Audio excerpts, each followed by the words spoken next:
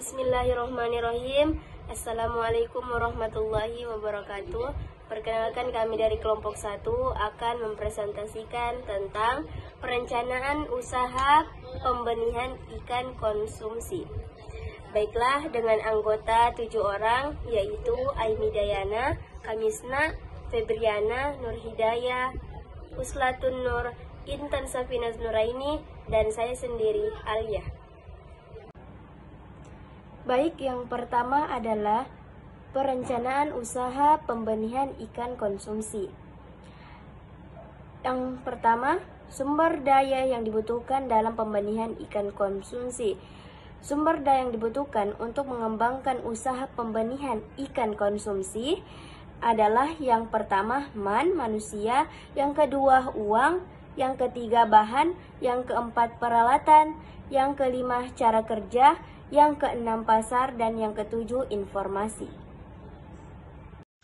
Lokasi terbagi atas lokasi perusahaan, lokasi pertokoan, dan lokasi pabrik atau industri.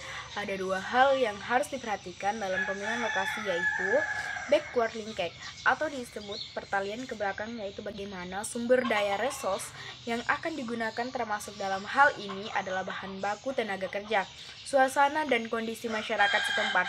Forward linkage atau disebut pertalian ke depan, yaitu daerah permasyaran hasil produksi, apakah tersedia konsumen yang cukup untuk menyerap hasil produksi. Baiklah, di sini saya akan menjelaskan penerapan sistem pembenihan ikan konsumsi. Berdasarkan daya dukung wilayah, yang pertama ada ikan lele lokal. Ikan lele lokal ini merupakan jenis ikan konsumsi air tawar dengan ciri-ciri tubuh memanjang dan kulit licin.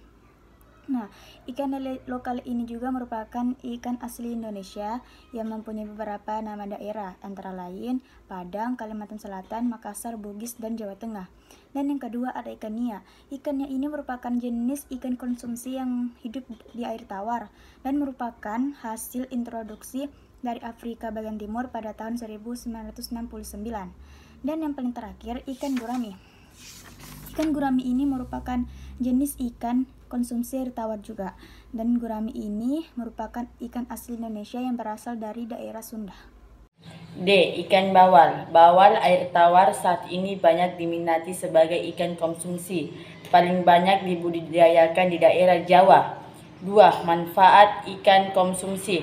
Dari sebuah riset studi pada tahun 2006 yang dilakukan oleh Harvard School of Public Health, diketahui bahwa tingkat kematian akibat penyakit jantung orang dewasa yang makan ikan 2 kali sepekan lebih rendah 36% daripada mereka yang makan ikan sedikit atau tidak sama sekali. 3. Perencanaan produksi ikan konsumsi.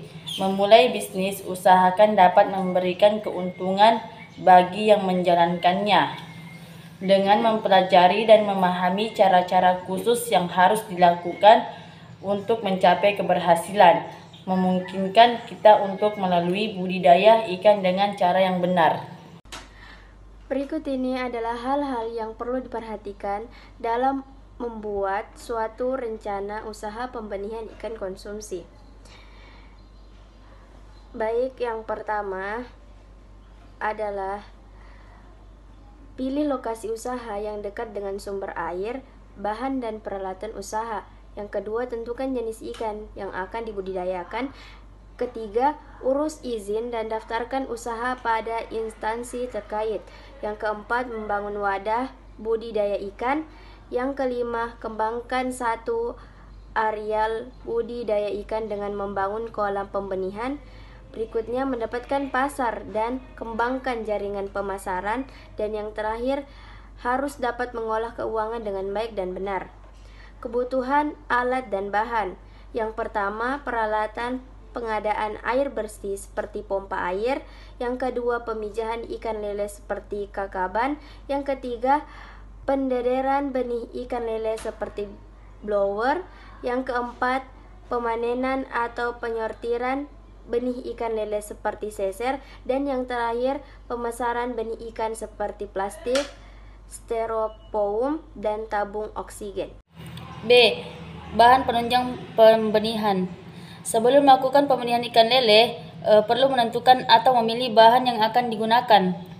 Beberapa persyaratan dalam memilih bahan induk ikan, pakan ikan, dan lain-lain yaitu yang pertama, ikan yang dipilih sebaiknya yang mudah dipelihara atau bila usaha tersebut adalah pembenihan ikan, maka sebaiknya ikan yang dipilih adalah jenis yang mudah dalam pemijahan. Yang kedua, bahan baku yang disediakan harus berkualitas. Yang ketiga, bahan baku yang disediakan hendaknya yang mudah didapatkan di sekitar tempat usaha.